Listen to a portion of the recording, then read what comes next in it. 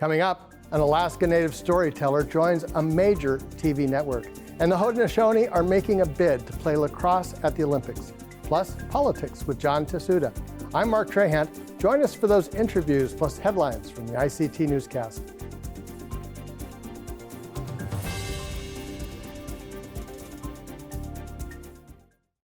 The Walter Cronkite School of Journalism and Mass Communication at Arizona State University is honored to be a supporter of Indian Country Today. Working with award-winning professors, Cronkite students learn news reporting, social media, shooting and editing videos, and producing content for communications industries. Cronkite's 15 professional programs give students the opportunity to cover critical issues throughout the U.S. and beyond. Learn more at cronkite.asu.edu.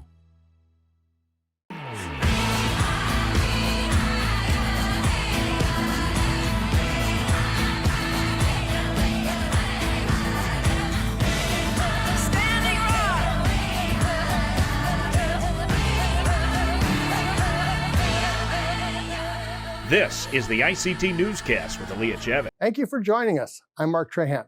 Aaliyah Chavez is away today. We start in North Carolina, where voters showed up at the polls on Tuesday. Early results show Charles Graham has won his primary election. This means the Lumbee citizen will represent the state's Democratic Party in the November general election. Graham is currently a North Carolina state representative. He spoke to supporters Tuesday night. We've got a campaign that's going to move forward. We understand what the issues are. We know who the challenger will be, and we just need to push forward and be strong and united to send Charles Graham to Congress. Yeah. Other results show another tribal citizen, Crystal Cavalier, lost her primary race, ending her congressional hopes this term. She ran as a Democrat against 7 other candidates. Graham is now the challenger to Republican incumbent David Roser in the state's 7th congressional district. American Indians make up less than 1% of the voting population. Graham is hoping to make history because there has never been an indigenous person elected to Congress from North Carolina before. In Arizona, a Navajo citizen was convicted of murder and executed by lethal injection last week. Clarence Dixon is the first person to be put to death in Arizona using this method since a botched execution in 2014. Outside of the Florence prison, a small group of people protested, according to reporting by the Arizona Republic. The protesters held signs saying, "Execution is not the solution." The Navajo man was convicted for the murder of Arizona State University student Deanna Bowden in 1978. Nearly 2 years ago, Lesmond Mitchell, another Navajo citizen, was executed in Indiana. The Navajo Nation has historically opposed the death penalty and spoke out against Mitchell's execution. It's not clear where the nation stood against Dixon's execution. A new crop of Haskell Indian Nations University graduates are being honored for their work and commitment. Gerald Nally has the story. For the first time in over 2 years, the Haskell Indian Nations University campus gathered in person to celebrate the academic milestones of its graduates, a momentous occasion marked by the emotional words of keynote speaker, Interior Secretary Deb Haaland. It's just a big moment just because, COVID really put all things back for Haskell in general. Nearly 150 graduates were recognized at Friday's commencement. It's very exciting because I'm a non-traditional student and I've been raising my kids while going to school, and especially during this pandemic, it was really difficult to do online work. We look around the room today and they were here with their families. Some were here with their children, right? Their children got to see their parents graduating from college, and that in and of itself is tremendous. Brian Newland, Assistant Secretary for Indian Affairs and a citizen of the Bay Mills Indian community, and Bureau of Indian Affairs Education Director Tony Dearman, Cherokee Nation, were also in attendance. It's an exciting, thing to think about where all these students will go and where they'll be in another 4 years, maybe. I'm really happy that we're able to have such a great graduation, especially with Deb Haaland. Haaland left graduates with this thought. You have the potential to change the world and to chase your dreams, and you can do that at the same time. And you do that with thousands of ancestors and supporters behind you. In Lawrence, Kansas, Jared Nally for ICT News. ICT sends congratulations to all of the graduates. There's a new leader for the Navajo Times. Olivia Benally became the publisher of the Navajo Times earlier this month. She is also the CEO of the news organization's parent company, the Navajo Times Publishing Company. Benally is the first female in both positions in the paper's 62-year history. The position was vacated after former CEO and publisher Tom Arvizo announced his retirement in January. Benally said she will continue the paper's mission to serve Navajo readers. The Navajo Times is the leading independent news organization for one of the largest tribal nations in the country. August 3rd, that's the day season 2 of the hit show Reservation Dogs returns. The highly anticipated second season will start with 2 episodes on streaming service Hulu. Episodes are expected to drop weekly after August 3rd. All of the main characters are set to return in the second season, with new and familiar characters to be introduced as well. Season 1 of Reservation Dogs has been nominated for a Peabody. The show also has won a Gotham Award and honors from the Television Academy. And those are the headlines for the ICT Newscast. Coming up, MSNBC has a new face on the air, and Oklahoma's governor challenges tribal sovereignty again.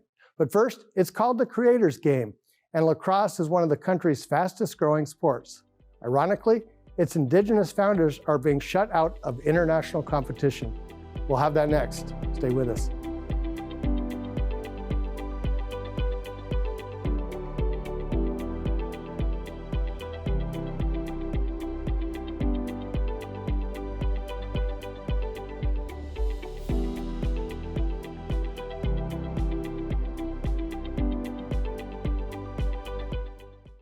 The Haudenosaunee created lacrosse.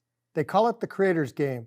It's become one of the fastest growing sports in the world, and ironically, the Haudenosaunee have been banned from competing internationally. Rex Lyons and his family are on a quest to play in the Olympics in 2028, just like any other nation. Their journey is also the subject of a documentary in progress. Let's take a look at the trailer.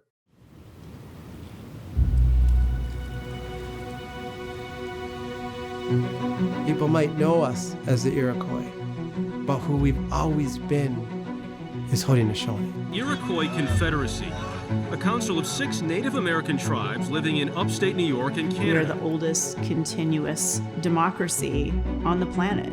That's the gift that we gave to the world, that and lacrosse.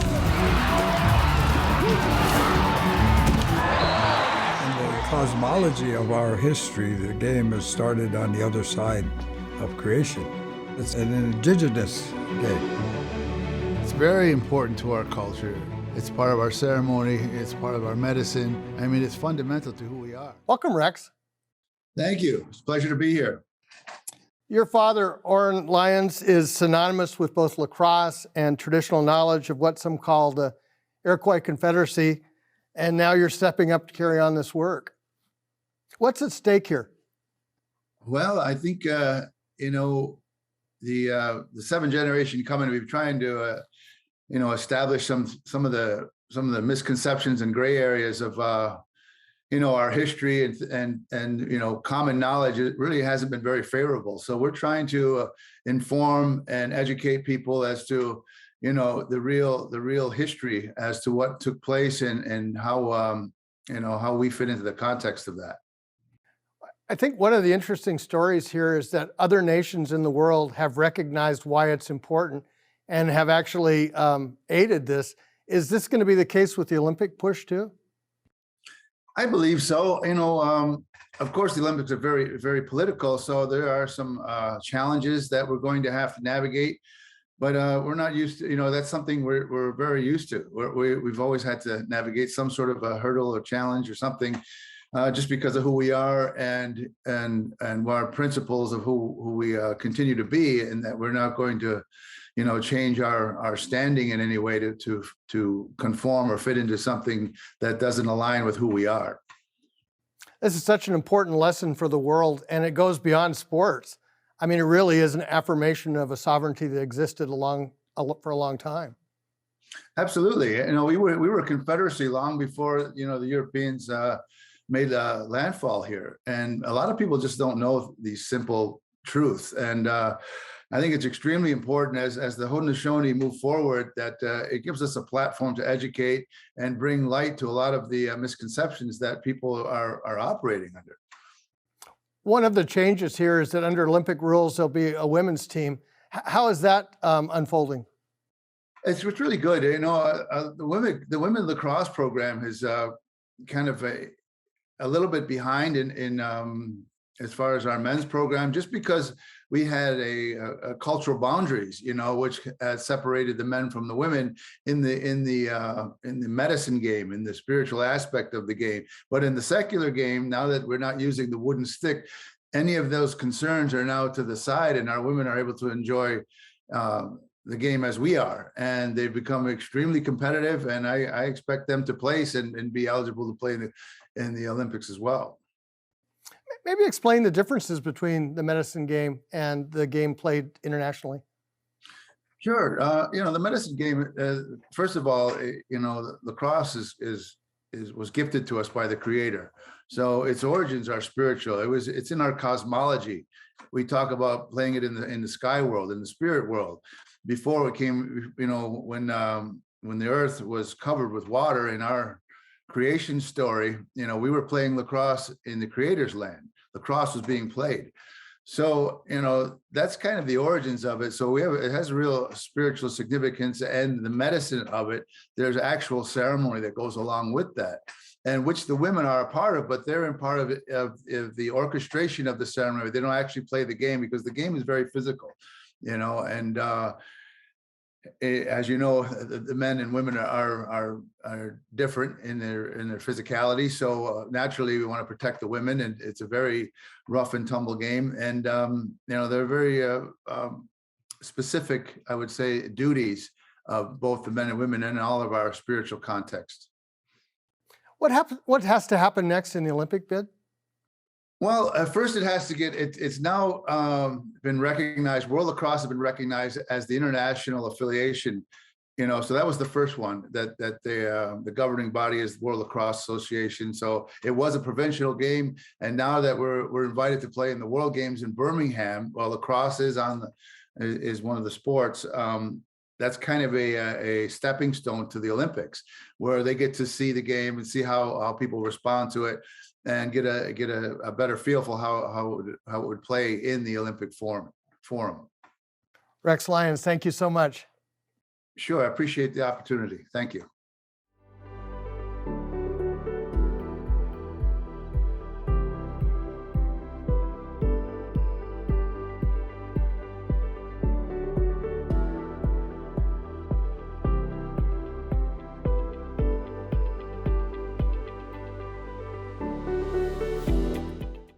The tweet from MSNBC PR Tuesday was direct and clear. Alyssa London, a leading voice on Indigenous culture and identity, will appear on the network to weigh in on issues and policies impacting Native communities in the U.S. There are not many Indigenous people working at NBC, for that matter, any national network. She made her first appearance as an NBC and MSNBC commentator on the program Morning Joe. London is Tlingit and Haida. Welcome, Alyssa. Thank you so much. I'm happy to be here the day after being on Morning Joe. It's an honor.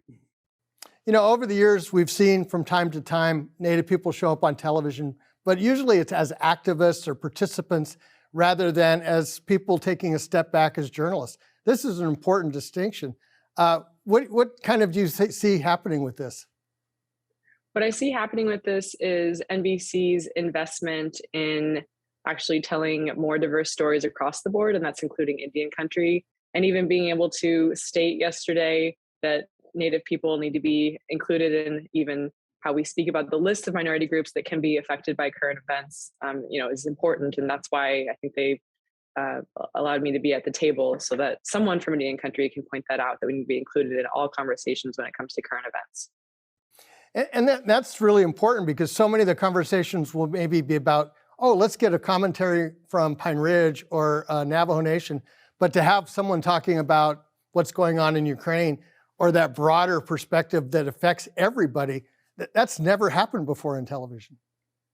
Unfortunately, it seems like that has never happened before in television. And even when we were talking about we being Rashida and I, the president of MSNBC, about the current crisis with baby formula, she was like, I want you to be able to come on and state how that's affecting, villages in Alaska, tribal reservations in the Midwest. We should know how that affects Indian country, and it shouldn't just be a broad conversation about the typical minority groups that are just discussed on TV in America. Indian country should be a part of the conversation when it comes, like you said, to Ukraine, baby formula crises, any current events that are impacting American people.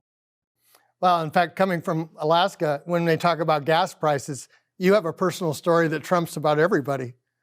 Prices in the village in general are staggering. I remember going to Kotzebue for an event a few years ago, and I just took pictures of everything from detergent to a can of beans, because it was due to logistics and transportation costs, they were quite expensive. So yes, we have different prices all over Indian country due to our rural nature. How do you prepare for a gig like this? How do I prepare? I think you would say this too. We prepare over a lifetime. I went to Stanford University for undergraduate, for my undergraduate degree, and I even kind of equate some of the Socratic seminars that we did, where you would do the reading and then sit down with 16 of your classmates and discuss the topic and weigh in on different perspectives. I think that's even similar to a Morning Joe format. And then honestly, I'm going through pageants for 10 years and learning how to answer questions on the fly where you don't know what's going to be asked of you. And it often relates to current events. I think that was helpful. I think investing in acting and hosting classes in Los Angeles and New York throughout my 20s, being the guest host of Native America Calling, hosting conferences around Indian country and for Microsoft, just lots of things prepare you for it. So a lifetime. I'm talking with my parents who are, intellectuals themselves and love having good dinner table conversations and reading a lot. So all those things I think help. Do you have a list of stories you can't wait to tell other people about? Yes. And actually, I thought my first story that I would go on Morning Joe with was going to be about tribal disenrollment and also about the Nooksack 306. And I was grateful to have a bit of Gabe Galanda's time on the phone on Saturday, asking him different questions about Nooksack 306 disenrollment, because I had written this whole pitch to the one of the editors at MSNBC about what I wanted my first story to be, but it ended up the Buffalo shooting unfortunately happened, and so we had to pivot, and such is news. Exactly.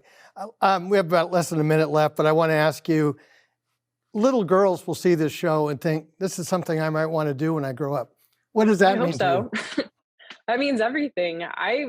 Things that I'm doing now are a result of looking at women, not Native women necessarily, because I hadn't seen a lot of Native women on, NBC News as we have stated previously. But I had looked at people like Erin Burnett, and I think any time in your life where you see someone doing something and there's a little peak of interest, you need to really need to listen to that, because that's a sign that's something that you might want to achieve in your path. So it means everything to me that I can be someone that little girls could look to and draw inspiration for their career and their education. Alyssa London, thank you. Thank you so much.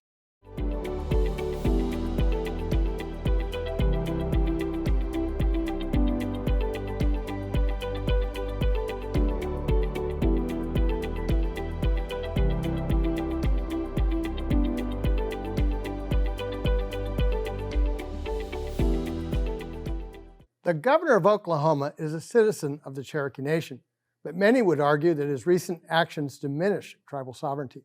Governor Kevin Stitt is calling on the Supreme Court to overturn the McGirt decision that has made landmark jurisdictional changes for tribes, and he's refused several plans for tribes to improve cooperation on issues ranging from fish and game management to criminal prosecutions. Now he's threatening tribal sovereignty. On Fox News Sunday, the governor warned that tribal nations should not create abortion safe havens. On May 2nd, the state passed into law a total ban on abortions after 6 weeks, and that law is set to begin immediately if the Supreme Court strikes down Roe v. Wade. Joining us to comment on these actions is ICT's regular contributor, John Tahsuda III. Welcome back, John. Thanks, Mark. Always great to talk, and you got a great subject today. A few years ago, I wrote a book where I talked about the end of termination and how all of the political forces had realigned and now supported tribal governments. And clearly I was really wrong. Well, these things go in cycles, generally speaking, I think. And, we often see swings in support for tribal sovereignty, and then at other times, moving away. But I think it's really important to keep in mind right now, I think, where we are. It's an election year. We're entering right into the heart of the campaign season.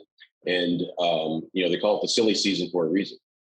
People make outlandish statements, comments, and whatnot that think they give them a little political edge with voters, possibly. Sometimes they're right, sometimes they're wrong. But the statement by Governor Stitt is not only is that kind of beyond the pale, but it's really all I can think of is that he's trying to create kind of a straw man to knock down, because to my understanding, no tribal leader, and I even made some calls after he did that. No tribal leader in Oklahoma had raised this as a comment or said they were going to do this, or even said it was a good idea. And so I think he really, was trying to find a campaign, straw man to put up there and start trying to, punch at this straw man. Well, as Chief Barnes pointed out on the show this week, most of the tribal leaders in Oklahoma are Republicans.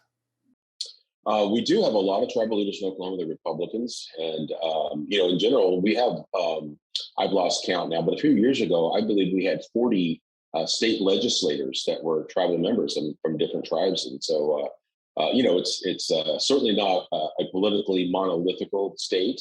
And so interesting. But, on that front, though, this is not for tribes, too. This issue about babies and life is not a political issue. I mean, we all feel, by and large, across Indian country, we have a great regard for life. We think, we all believe in the Creator and that this was a sacred gift given. And we worked in the last 2 years in the pandemic. It was a perfect example of how hard tribes worked to help their elders and their children. And that's all in the interest of preserving life. So the notion that a tribe would throw that out to have sort of a pay for fee, thing like that is really, again, it's just sort of not just beyond the pale, but really almost ridiculous, One of the things that really strikes me, and this goes back to the silly season comment you made, is that tribes are large employers in Oklahoma, and to have a governor attack that large of an employment base, it doesn't really make political sense. Well, it is interesting. The tribes have become a major part of the economic basis in Oklahoma, and with that comes some political sway as well.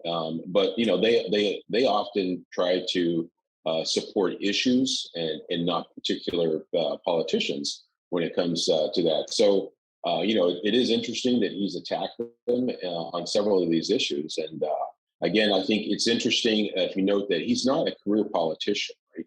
He really did not get involved in politics until his first run for governor. In fact, my understanding is that he had rarely ever voted in his life before deciding to run for this. And so he really came in as an outsider, and I think he views that that's his political strength, and that he's trying to challenge these sort of common-held political bastions, and the tribes he views as one of them. And it's unfortunate in some ways that he's a tribal member. One of the other angles that I'm fascinated by, and this takes us back to Washington, is the idea of a Supreme Court leak. And you've been around Washington long enough to know how leaking works, but this one is different and extraordinary. Well, it really is. You're right. So, leaks happen all the time. And I've always held, in mind the notion that I wouldn't put something on paper that I wouldn't want to have appear in front of the Washington Post. So that's sort of how generally people work. But the institution of the court is something different. And they have had, despite sharp differences of legal opinion, the court has historically had this great camaraderie. And what's really troubling is that this seems to be maybe a crack in that, which would be really a terrible thing for our country. We have less than a minute, but I want to go back to this history cycle idea. A lot of us that came of age in the 1970s were basically trailing with termination and knew what that meant. This generation doesn't really understand what that was. And this brings back a ghost without the teeth, I guess that's a mixed metaphor, but without the same strength of that.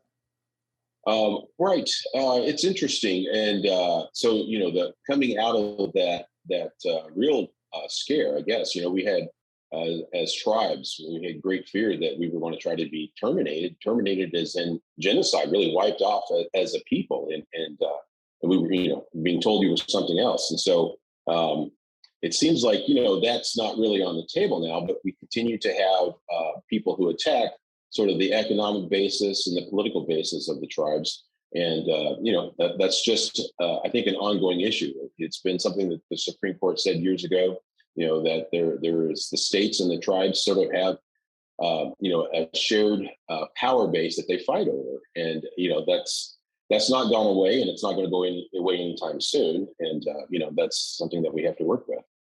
Always fascinating. Thank you, John. Thank you, Mark. For more news, visit IndianCountryToday.com. From all of us in the newsroom, stay safe, my relatives. I'm Mark Trahan. Sometimes you got to take a stand just because you know you can. Oh, you got to run, you got to run.